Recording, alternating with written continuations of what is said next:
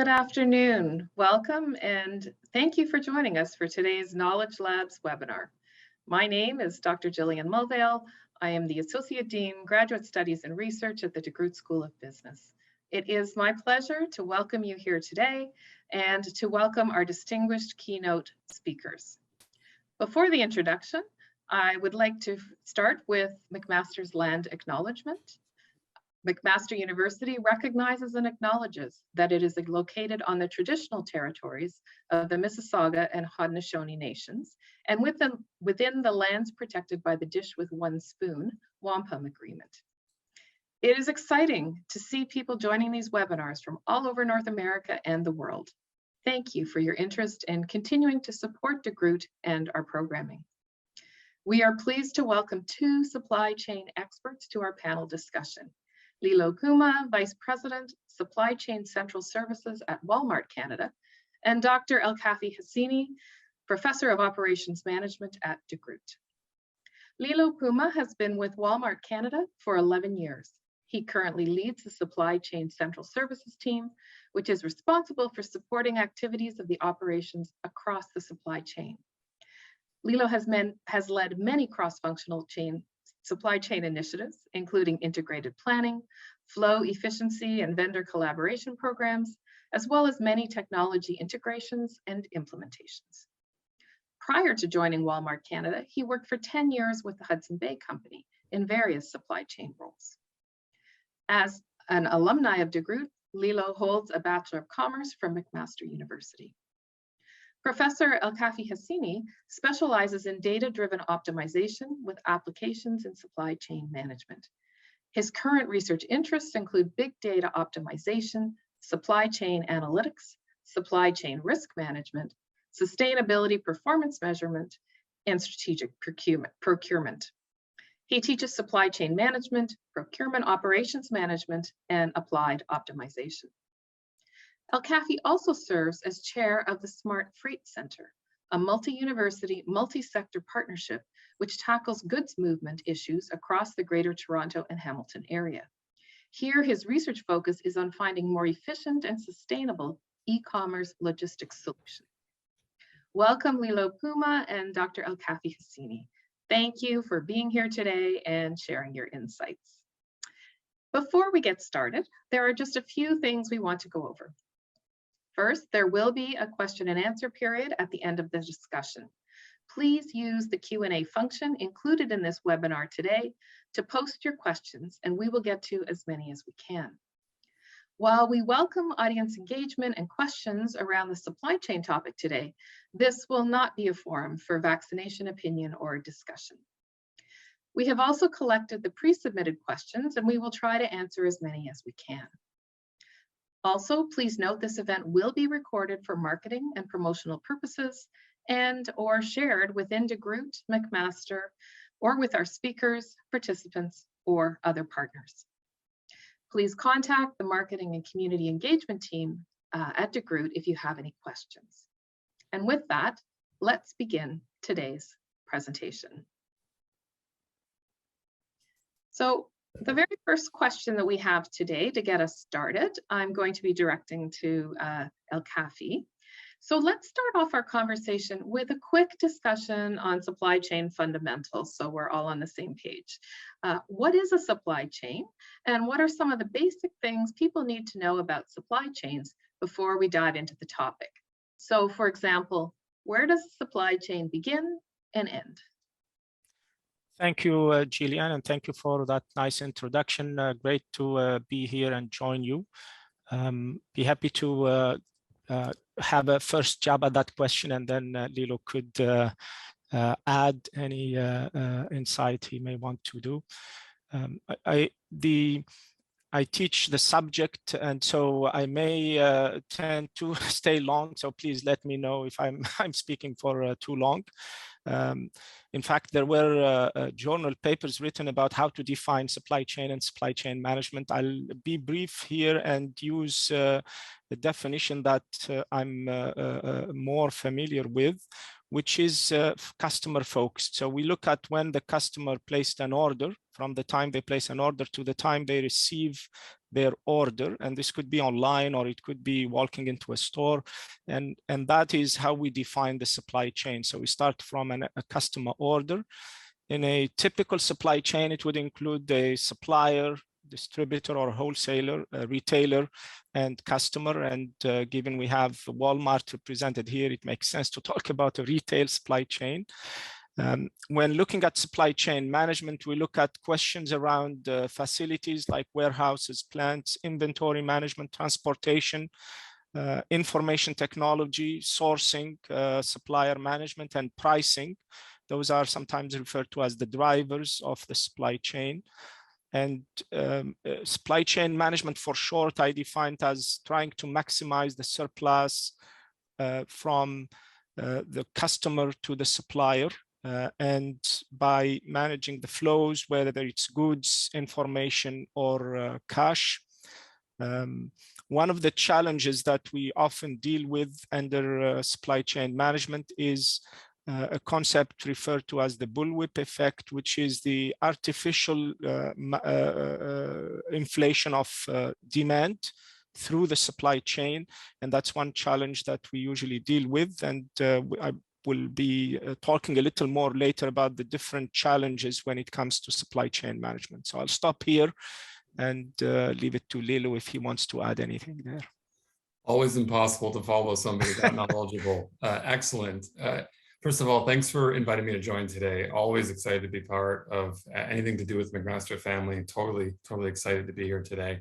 I've used totally 3 times now, so that's unique in itself. I try to find ways to simplify things as absolutely to its lowest common denominator as I can. A supply chain is a group of functions and processes. You said that really well. You can think about a simple supply chain. I grew up on a farm. A farmer, their supply chain is collecting all the things that they need to create and prepare their harvest, and then moving that harvest to their final point of sale.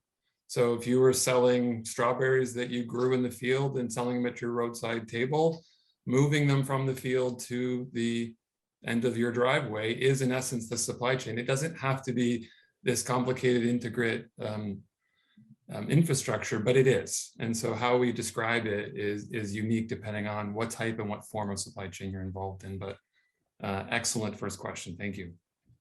Okay, thank you both for that. I think that helps get us off to a good start. And to continue with the background conversation, a lot of the news since the COVID pandemic happened has been about the stress being placed on our supply chains. We've all experienced it, whether it's furniture, electronics, medical supplies, and so on. They're taking longer than usual to not only to be procured, but also delivered. Can this stress be fully attributed to COVID, or are there other stressors at play here? And what are they? And maybe Lillo, you want to start with that one? Absolutely, thanks. Great question. Let me break it up into a couple parts. Let me start with an analogy. I think the flow of a supply chain, I think of it like a stream, an interconnected process that travels up and down. If you throw a rock into the stream or a branch falls into the stream, you get ripples or disruptions. And over time, those ripples and disruptions, they'll find their way back to normal. And the amount of disruption is what dictates how long the streams itself need to recover. Now, why do I say that? COVID has created tons of disruptions in the stream, not just branches. We're talking boulders and dams that are asking us to change our approach. However, what COVID has also done is it's exacerbated issues that have existed for quite a long time to getting that stream level back out. Let me talk about some other things. So in the last 20 years, the supply chains have been focused on ruthless elimination of waste in a way to reduce costs for organization. Supply chains have become so efficient, you no longer have much room for error or an ability to adjust to volatile events like surges in purchasing behavior or dramatic reductions in safety stock, those ripples in the water or massive waves, if I can call them that. Another thing that comes to mind is the globalization of supply chain. Think about increased and more fluid trade agreements leading to more free and open borders that are allowing us to create really, really long supply chains where you see product flowing from halfway around the world consistently every week to fill our shelves and maintain our inventory levels in the country. If the origin country and the transportation companies have trouble getting those goods out, or if the Canadian teams have trouble getting them into the country, or if Canadians themselves buy for more than we're normally used to seeing, you have huge disruptions in getting goods that we want when we want them. So I believe it's a two-part process. Supply chains, will adjust to the disruptions. It will eventually calm the waters back down, but depending on what else you have shown that's beneath the surface of the water is where the opportunities lie. Elkafi, I don't know your thoughts on that. Maybe I've missed the mark. Thank you, Lillo. I think you did excellent coverage. Many of the points I had in mind, and for everyone, this is real time answering the questions. No prior arrangements here. So I'll try to just follow up briefly. I think you mentioned that we're dealing with several events, the disruption, globalization. I had those points in mind too. One of the challenges I think that made it harder to deal with COVID is the repetitive nature of the different variants that we had. Just like as individuals, we were very disappointed in January this month and last December with the new wave. Supply chains have been hit repetitively for a short period of time. So that also has contributed to the difficulty in recovery. And that cascading effect had also uncovered some of the difficulties that existed before in the supply chain, whether if companies using just-in-time inventory, they did not have enough stock. There were issues with some of the other events that happened in the Suez Canal with the lodging of some vessel there, with flooding in British Columbia. And those kind would aggravate some of the shortages and the delays. Those of you who may be shopping online, you would notice that as we get another variant, Amazon delivery dates get extended. And so you could see it, how it's reflected in the supply chain as we go through these waves. Okay, that's great. That's super helpful. The next question we have is on a topic that affects all of us, and that's the economy. Before we dive in too deep, how do the economy and supply chains interact with each other? Is this a symbiotic relationship, or does one affect the other more? Elkafi, I'll start. Yep. Go ahead. Yeah. No, I believe they are symbiotic. I actually believe the supply chain is the connective tissue that links things together. If you're a small business owner in Hamilton selling widgets, you're contributing and driving the local economy, which is flourishing in your business, and it's employing the people that work for you. If you can't get those goods, your business suffers. The employees that you are providing a livelihood for is suffering. Maybe the widgets you're producing goes to another business and drives their company. All of that starts to be impacted. And so I believe that the two things are one and the same, but I'm sure Elkafi, you have some other thoughts on that. Yeah, I agree. They're interdependent. Good logistics would reduce costs. And I see logistics as the backbone of trade or the economy. Measuring performance of the economy, some studies have found that it's correlated with things like how customs are being managed in the country, the infrastructure, the technology in terms of tracking and tracing, the labor skills that are available, dealing with international shipments. And all of these would give an indicator of how the economy is and how the supply chain is supporting an economy. Okay, great. That's helpful. Maybe I'll direct the next one to you as well, Elkafi. Are supply chain constraints contributing to inflation? If yes, how so? And how do you address inflation through supply chain mechanisms? Yeah, this is when I think about inflation and what causes inflation, maybe we could start the discussion from that. And it could be policy issues like fixed exchange rates, or it could be some more global shocks or supply shocks. For example, the increase in food prices in Canada and the West because of the heat wave. It affected the agriculture, and canola oil has been in shortage. The price has increased by about 41% reportedly. And it could be also structural, where maybe it's less openness of the economy, having less democratic governments, etc., that could cause inflation. So with that, which part is related to supply chain? I see the one that may be coming from supply shocks, as the example of canola, or during COVID, some of the impacts that were impact the food supply chain in particular could lead to higher orders.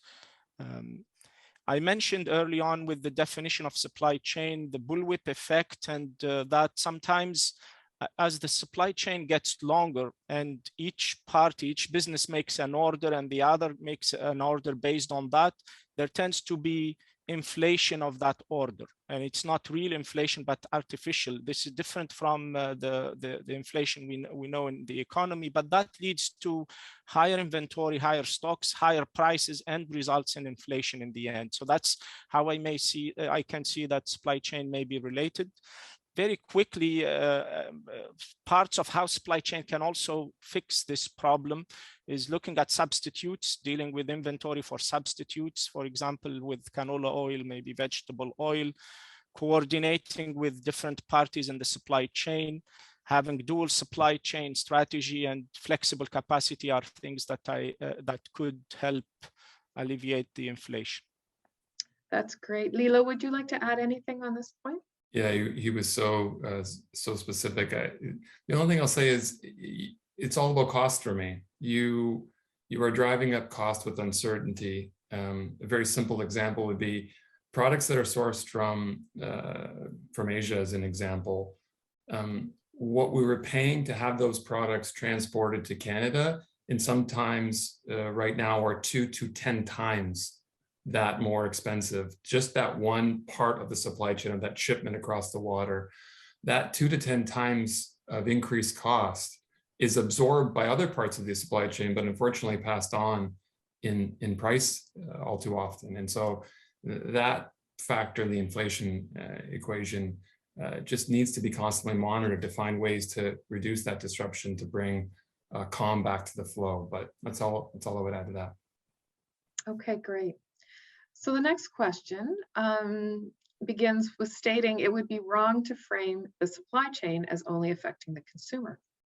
The consumer also affects our supply chains.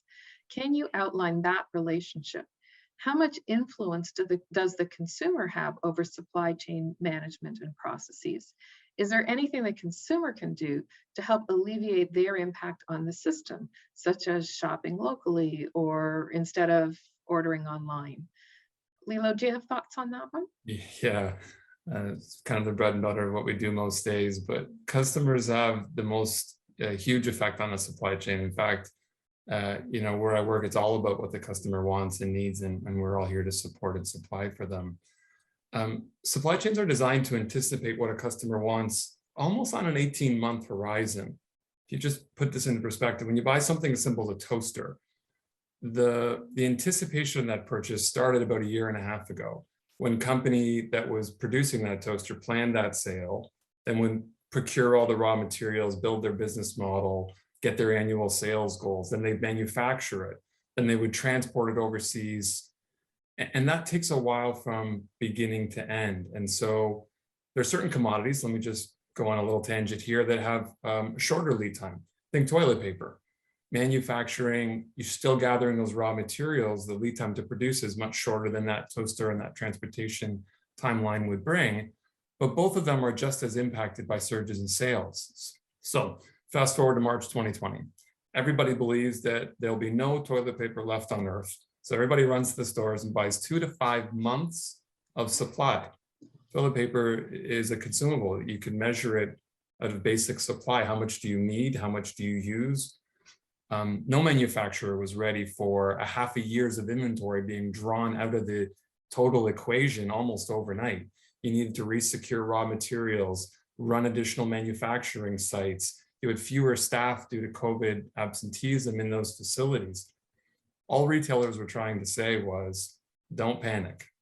Buy reasonably, our supply chains will catch up with new demand patterns and the stores will be full again. Easier said than done, and you have to have a lot of blind faith, but consumers have the ultimate impact on supply chains, in my opinion. Yeah. Great example, Elkafi. Yeah. I completely agree. The definition I gave earlier was, I said customer focused, and that starts from that premise that the customer defines the supply chain, and the purpose of the supply chain is to meet the needs of the customer. I'll just add one or two examples to support the same that Lillo has mentioned, and that is customers are now, through sales and marketing, are also involved in innovation. There's the concept of open innovation, and through social media, some companies, through also customer reviews that we see on platforms like Amazon, customers, when they complain about a product or the quality of a product, they mention the problem, and sometimes they give a suggestion of when it would look better or it will serve them better. And that's the kind of open innovation that we're seeing now. It's sort of voluntary through reviews, but there are companies that are also purposely involving the customer through open innovation, through social media activities, and as such. On the other side, companies too are trying to manage demand when necessary. If we see that we have a shortage on certain product, we would promote to trigger demand for a substitute, and whether it's online or in the store. And that's so that the two sides of the equation, the customer is driving the process from a product innovation.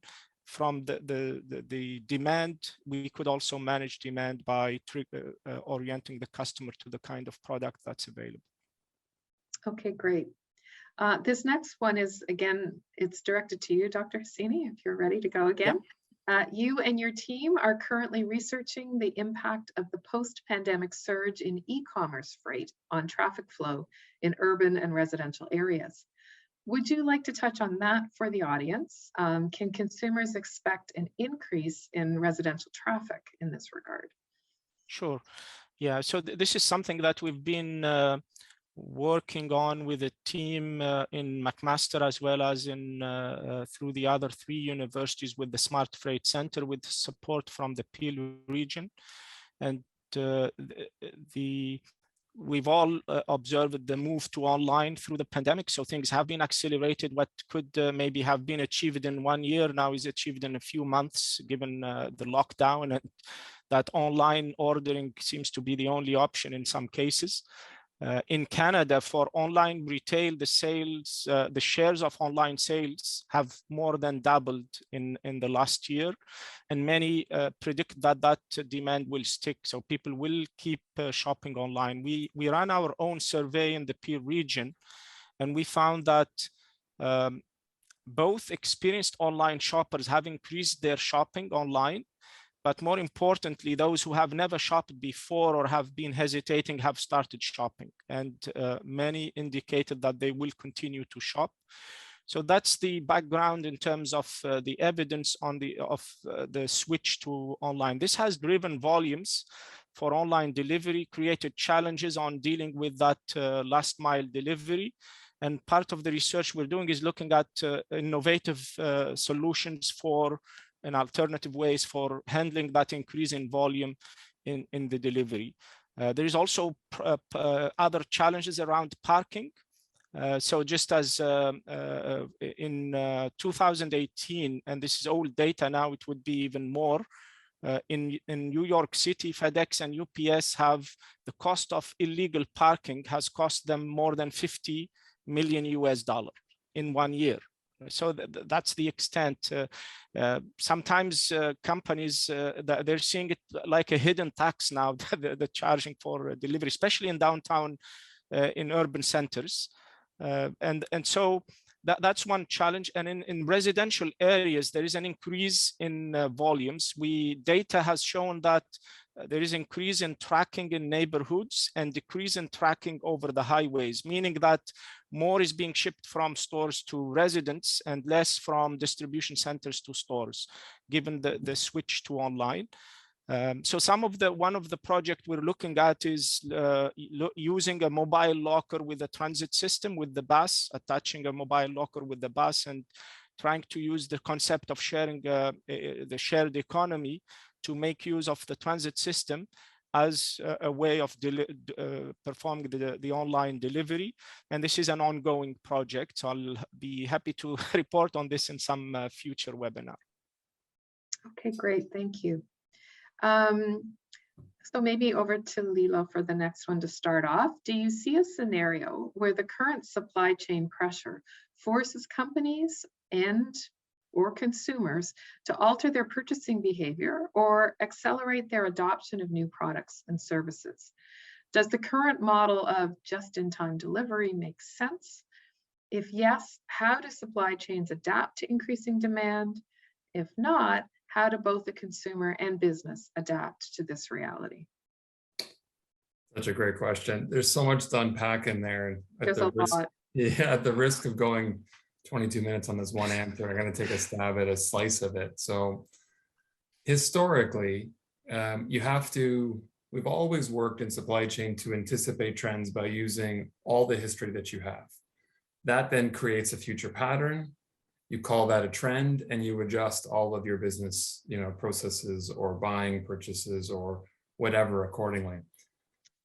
Companies have realized that you're only as good as either how accurate your data is or how much you had of it, or how narrow the adjustment in those trends have been in the past.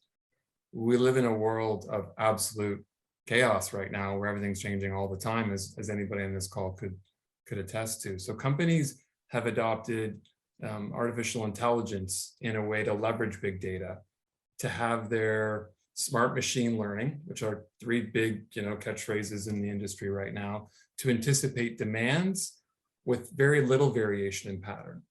Therefore, we're able to find trends faster and adapt to customer behavior. So where I work, one of the keys to ensuring that we had product available to our customers during the pandemic was to leverage this new software that we implemented just before the pandemic, which helped us see patterns incredibly quickly, predict where a customer was pivoting from one type of product to a different but similar type of product, and how fast we could react to reordering those patterns and getting more product in our store made all the difference.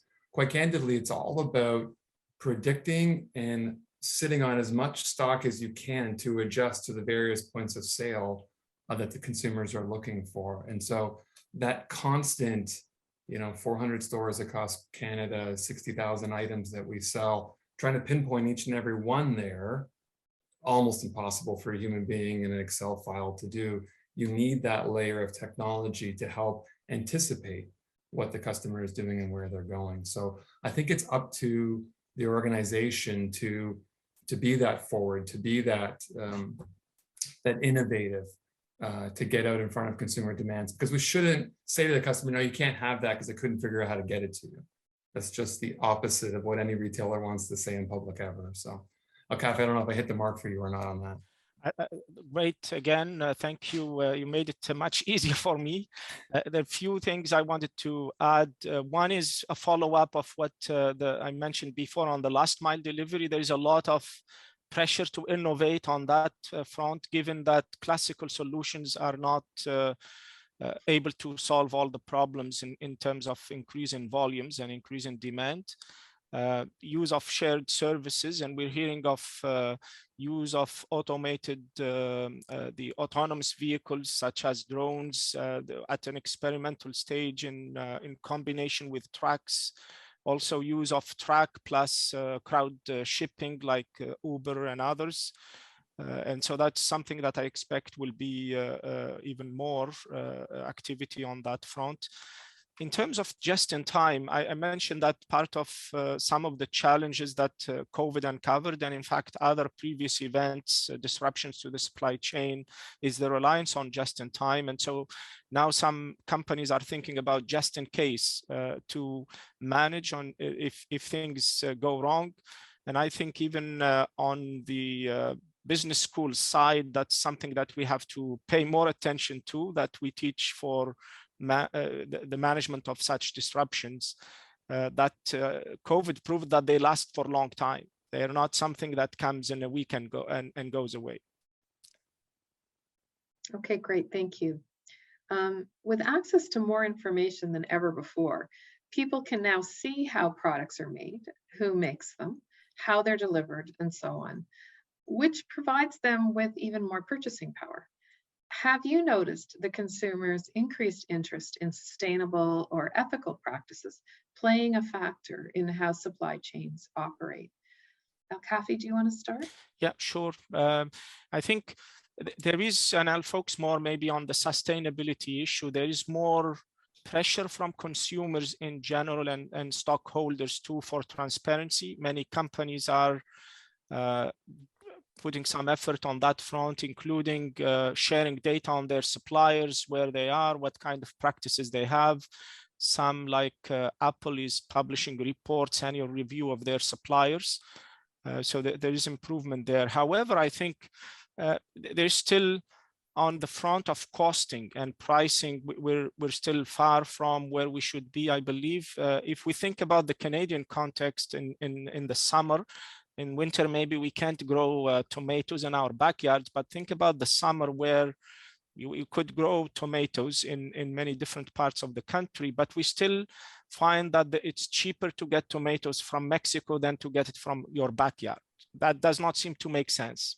So where's the problem? I think the problem is in true costing. We're not looking at the true cost of shipping, and there's a little activity on that. I think in Europe in particular, some countries are looking at possibly legislation on including that information on the product, saying that this product was brought from this place, maybe had certain CO2 emissions with it, and that would inform the consumer and they can make up their mind. And if you put the true cost, maybe it would make sense to have more local in that way.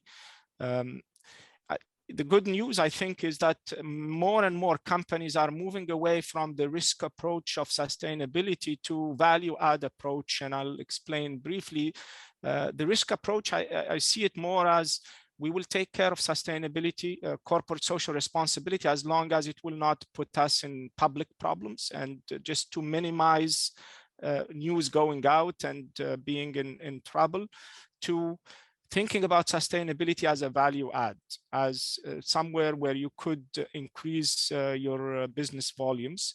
And so that's where I see positive signals on that front, on the sustainability, that it's being more of a purposeful side of the business. Great. So powerful, so smart, and right on the mark.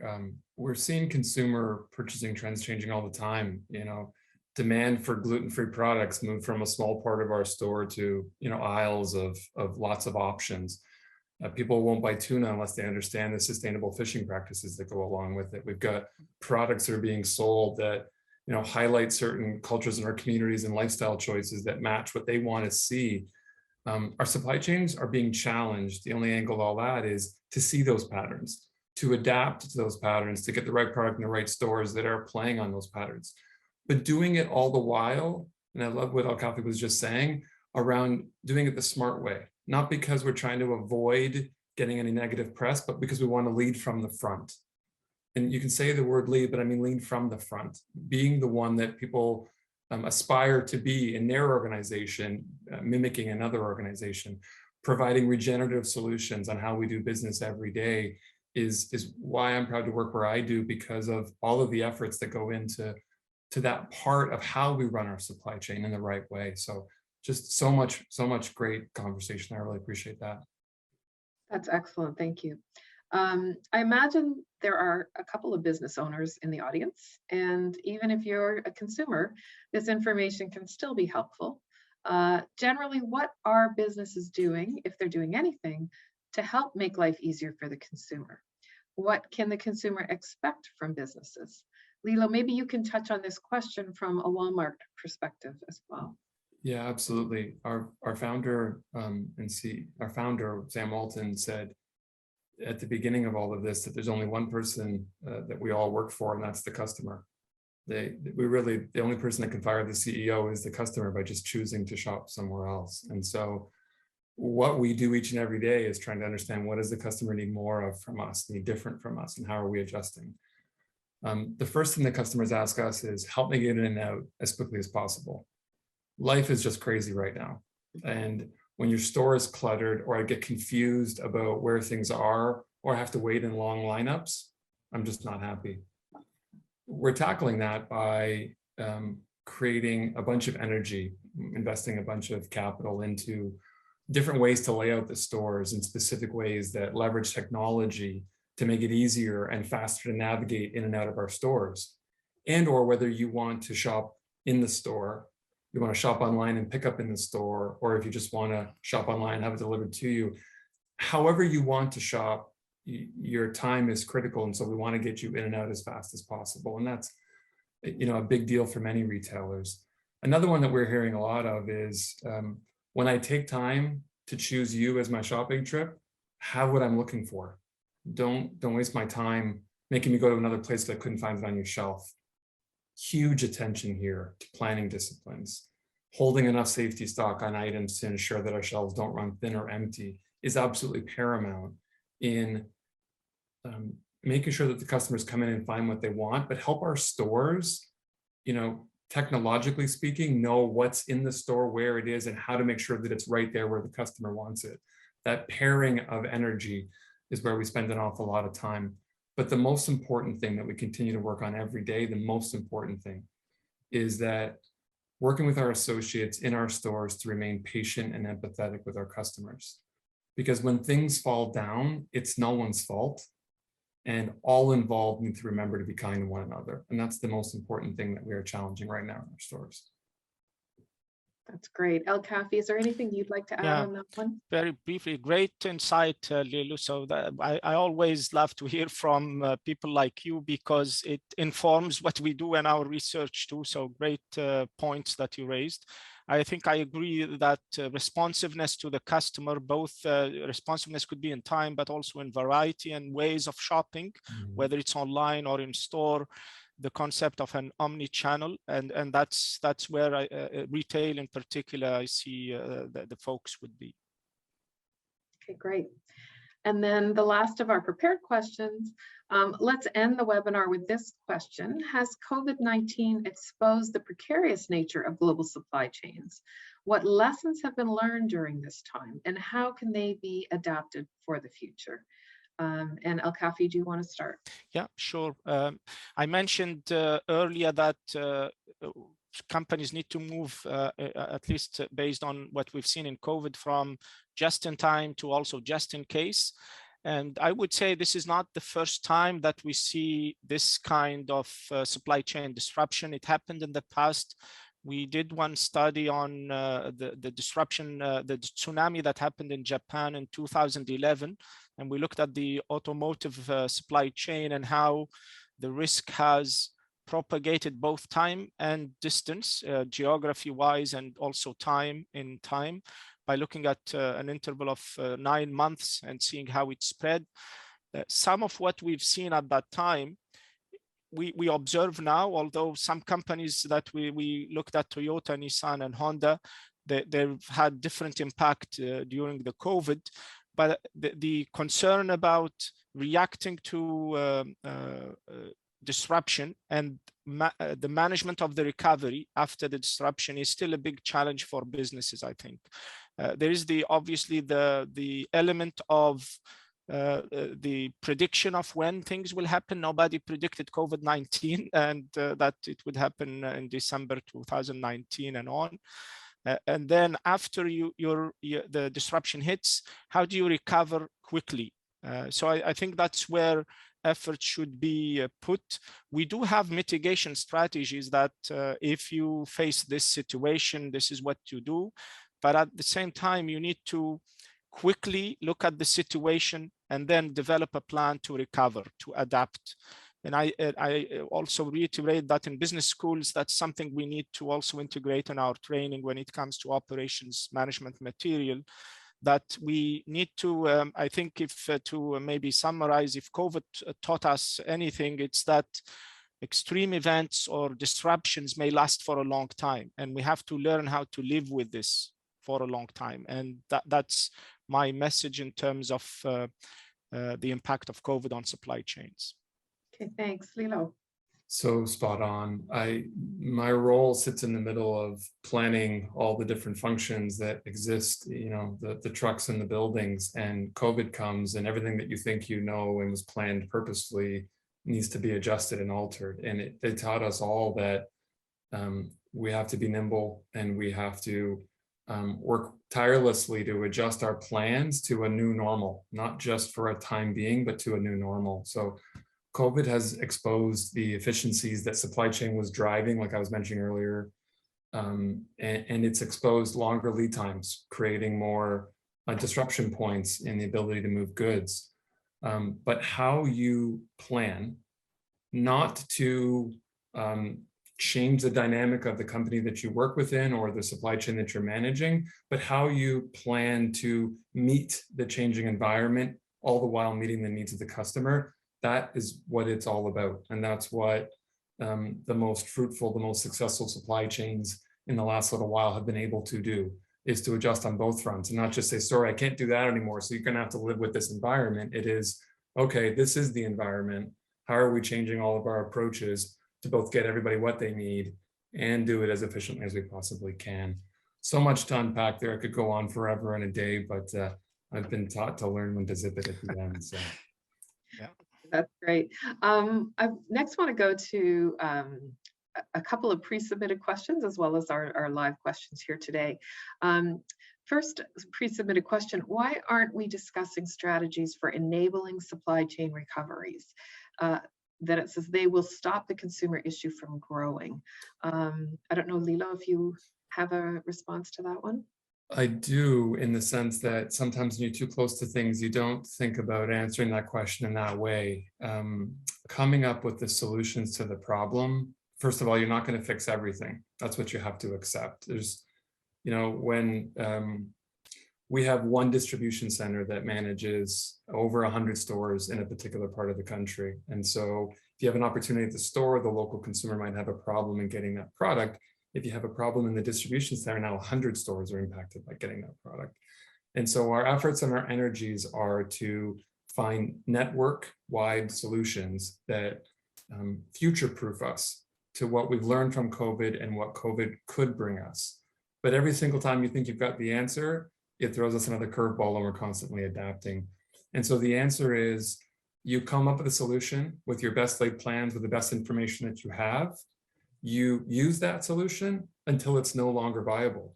And then you do that exact same work again.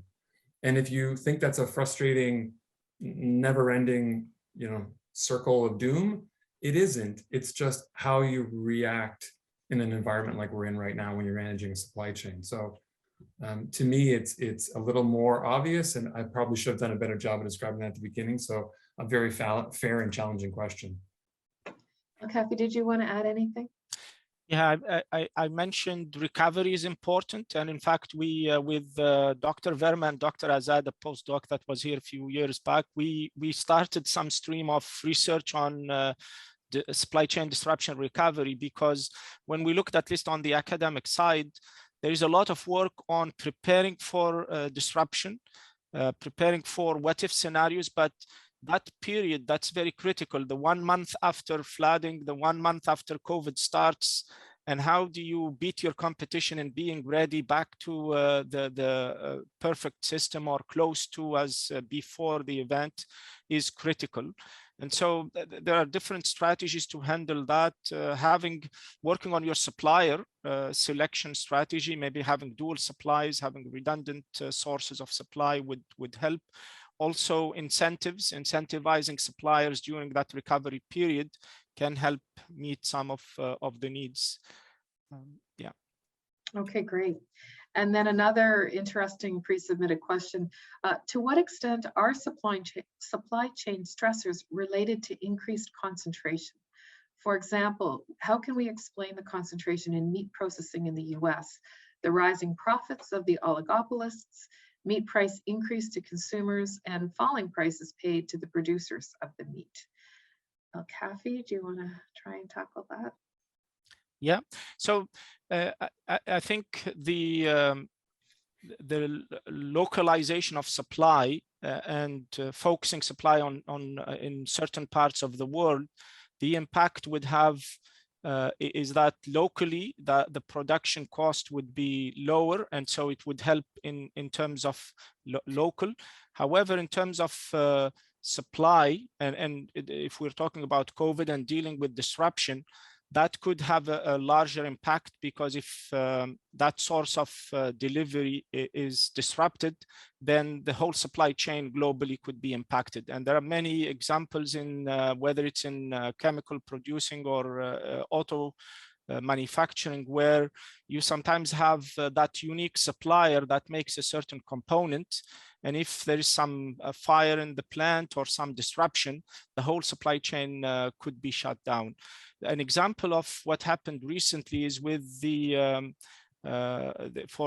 computer chips for the cars, and where this was a little bit maybe, as I mentioned before, the cascading effect. It was caused by COVID, but it also was caused by the actions that were taken to manage recovery.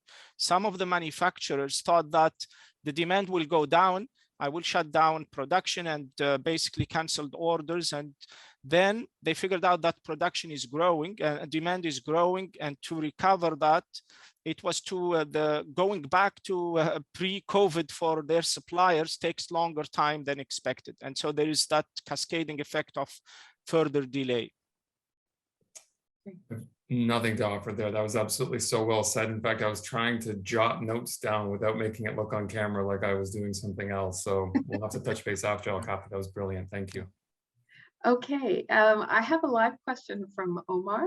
Hi, Lillo, thank you for your time. There has been a recent fear of food shortage due to the holes on shelves.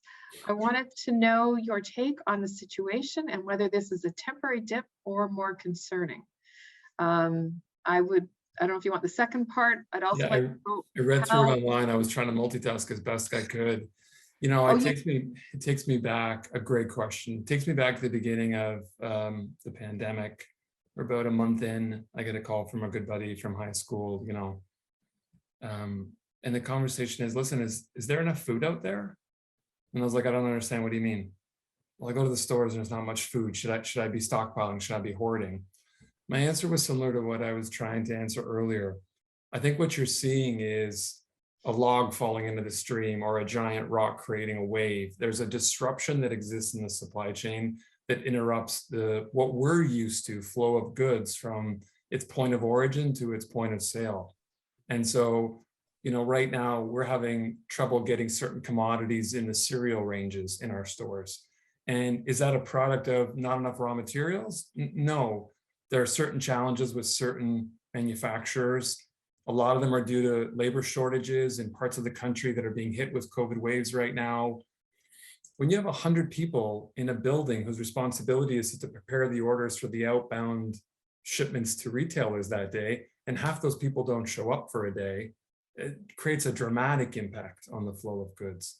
When the distribution center that receives that product is missing a third of their people, it creates a dramatic impact. And so, no, I don't believe the shortages right now are anything other than some time is required to allow the supply chains to recover. There's been a draw on raw materials more so than normal. So some time to allow the upstream processes in the supply chain to recover are probably exactly the situation that we're in. Your second point in the question hits right on the mark though. Increasing safety stocks to a point where you stuff your buildings as full as you possibly can to protect against any possible volatility is the number one reaction point that we can take, but it has limitations. And to my comment earlier, you just got to find a different way of solving these problems as they come up. So I really appreciate the question. Okay. In the interest of trying to get through more questions, maybe I'll aim the next one at Elkafi from Tala. You mentioned a supply chain focused on ruthless efficiency over the last 20 years. What plans do companies like Walmart, maybe this should go to Lillo, have to minimize the impact of supply chain risks, products from halfway around the world, worker shortages, etc.? Are we moving to a more local, decentralized supply chain system focused on local customer needs? I don't know Who wants to Let me give Lillo some time to to breathe. He was busy with the previous question, and I'll just say a few things, and then if you want to add, I'll be fine. I think even pre-COVID, there was an effort to move local, especially with the Trump government in the previous U.S. government. So that movement to having local suppliers has been there for some time. I would say that it's not just COVID that's now justifying local sourcing. There is data that shows that the inflation in labor in places like China, where most companies are outsourcing, is much higher, multiple times higher than it is in the US or Canada. And so at some point in time, labor will not be that attractive, and many are looking at the total cost picture and arguing that it's better to locate or at least have two suppliers. When it comes to COVID, we've seen the mushrooming of some of the local small workshops making masks. In fact, there was one in Stony Creek in Hamilton here too, a couple in Mississauga, and that was a need based on having those equipment because there was a huge demand. And at some points in time, every country tried to supply its own market because there is pressure, even political pressure, to serve your own population before you export. And so, but I think that is temporary, that kind of impact. I think post-COVID, it would be just the major logistics cost that would be a critical factor for whether you source locally or not. All I'll add to that, because that was, again, spot on, is if you adjust your supply chain to remove your consumer from being able to get some of the products that they want, you haven't addressed the issue. You've just moved it onwards. So as a temporary solution, exactly like Elkafi said, you may need to adjust for a temporary time period, but ultimately consumer choice is what you're trying to protect in all of this. And so getting that supply chain back to where it was, maybe in a different way, maybe in a different flow, maybe finding a different path for that product to take, is the ultimate responsibility of this core competency. Okay, great. Our next question from Sheldon: how does ethical production fit in with current practices related to supply chain? For example, wages related to product demand, working conditions, buying local. I can start on that. Sure. When I mentioned on the sustainability issue, I think there is more consumer awareness. There were some public in the news stories about fires in places like in Bangladesh or other countries where serious accidents and in cases unfortunate deaths to many of the workers. There is some effort looking at that. One of the studies we looked at is because what happened in some cases, major companies will blame the middle companies that the middle company they're dealing with has good practices. They haven't seen anything, but it's the third or fourth or fifth supplier that's making the trouble. And so I think there is more now awareness that the major retailer would have to assume that public impact that happens to the end supplier in their supply chain. And one of the ideas we worked on is how to detect those problems before they happen. And so it is true that it's hard. So the major retailers are not making up the excuse that they cannot be a police over the whole supply chain. It's very hard. But with the data availability and the connectedness throughout the world, you could design some methods and using artificial intelligence to detect, we call it supplier deviance, any signals that could show that maybe there's some bad practice, and even looking at local news that could help you take an action before it becomes a public crisis. Absolutely nothing to add. Spot on what I was going to say, and spot on about just leading from the various positions. Thank you, Elkafi, for saying that so well. Okay, maybe I'll aim the next one at you then, Lillo. Oh no, he's doing great. Let's throw them all at him and see what we get out of this. Does the rapid expansion of e-commerce have any implications for food deserts in Canada? Will they fill a gap or force some Canadians to participate in the new e-commerce world? I might sound like a broken record, and I apologize if I do, but finding ways to get the customers what they want and how they want is what this is all about. Ultimately, that's what we're all here to do in the supply chain, in a retail supply chain, is to make sure that the product ends up in the customer's hands to use, consume, whatever the case may be. E-commerce was a growing portion of many businesses. It became a dominant portion of many businesses in the last 20 months, simply because consumers wanted that different ability to get that product. And when you think about e-commerce, lots of people assume the smartphone and your quick ability to, get what you want and have it delivered or go pick up. You have to think of all the other aspects, because the smartest smartphone user will get the most amount of benefit out of that. But the more elderly individual that is still looking for a solution, not to go into a store with 100 people in it to get their local weekly groceries, is still what you're solving for in an e-commerce environment. It's not just the smartphone play. And so, adapting your approach to all of the above are what every retailer is going to have to do, continue to do, and keep evolving on. So I hope that answers that question. Okay, there was a second part from the same person. Does the definition of local change regarding I think depending on the context, is it necessary to find a concrete definition, or can it mean local being a town, provincial, or national? Local is defined by consumer choice.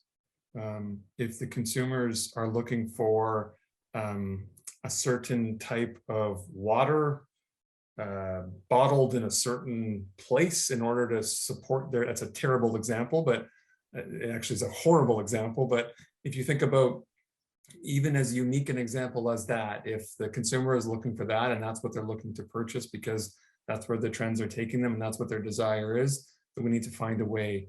If local means halfway across the world in some sort of European market and that's local to them, then we need to find a way to support that as well. I don't want to sound generic and dodge the question, but I am trying to specify that local means what local is to that individual. And so we just have to be prepared to adjust our approaches. Elkafi, I don't know if I missed the mark, of anything else to add on that. I just wanted to add to the first part of the question about Canadians catching up. There is evidence that the COVID helped push Canadians to catch up with the equivalent of other countries in terms of adoption of e-commerce and online shopping.